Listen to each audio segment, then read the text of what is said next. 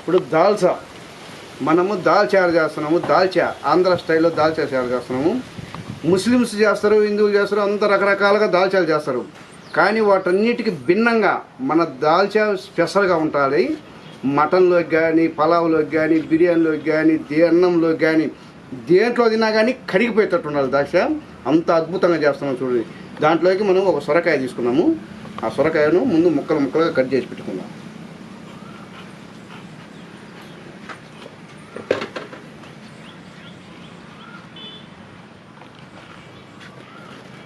Special ద్రాక్ష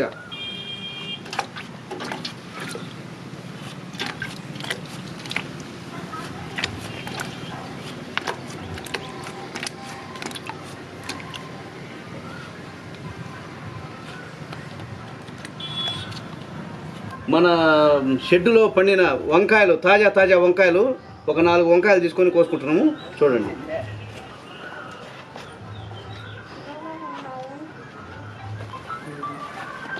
ఈ మన ఫామ్ హౌస్లో పండిన వంకాయలయ్యా.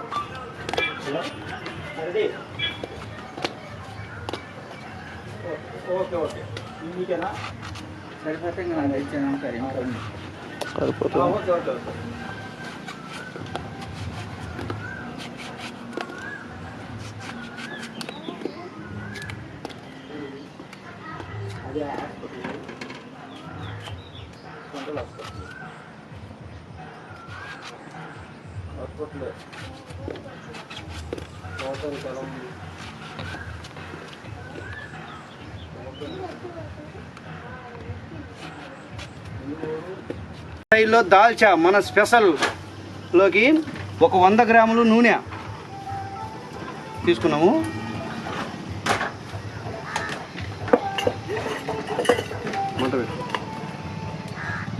మిరపకాయలు చిలుకలు చేసి దాంట్లో వేసేస్తున్నాము.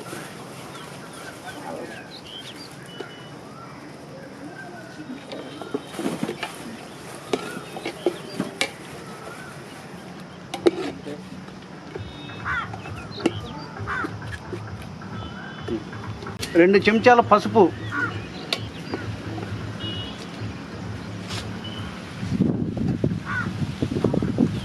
ఇది చిన్న పసుపు చెంచాలే.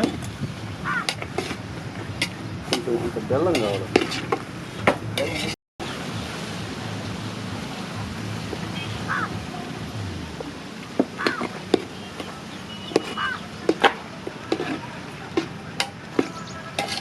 టేస్ట్కి సరిపడా ఉప్పు 2 చెంచాలు.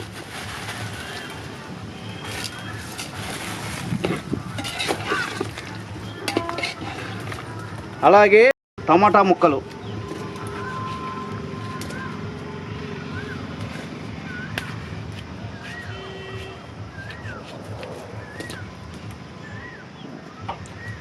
ఒక సహాయం చేసాను ఇవాళ. చెయ్యి దిగుతున్నాయి ఏమికి. అవునా?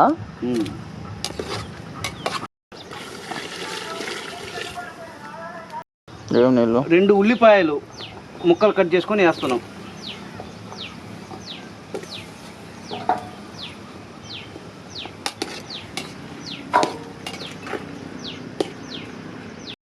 ఒక ప్యాకెట్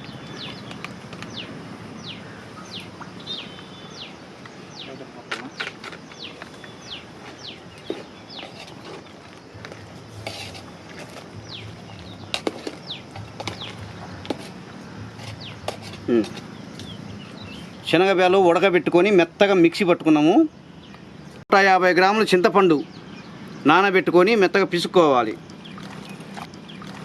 5 లీటర్లు దాల్చా చారు చేస్తున్నాము. 5 లీటర్లు తగినట్టు 5 లీటర్లలోకి ఒక 1/2 కేజీ చింతపండు మెత్తగా నానబెట్టుకొని పిసుక్కొని దాన్ని వడగట్టుకొని పోసుకుంటున్నామయ్యా.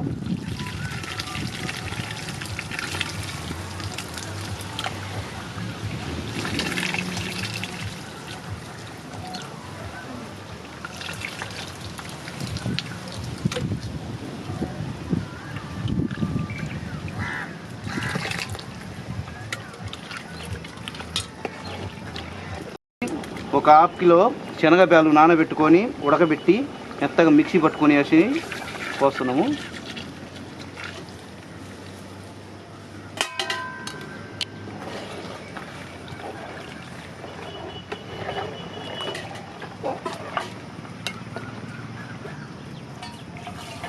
దాల్చాలోకి 5 లీటర్ల దాల్చాలోకి ఒక 100 గ్రాములు బెల్లం,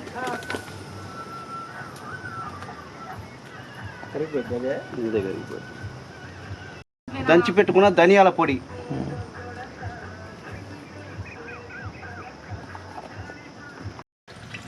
ఒక 50 గ్రాములు కొత్తిమీర,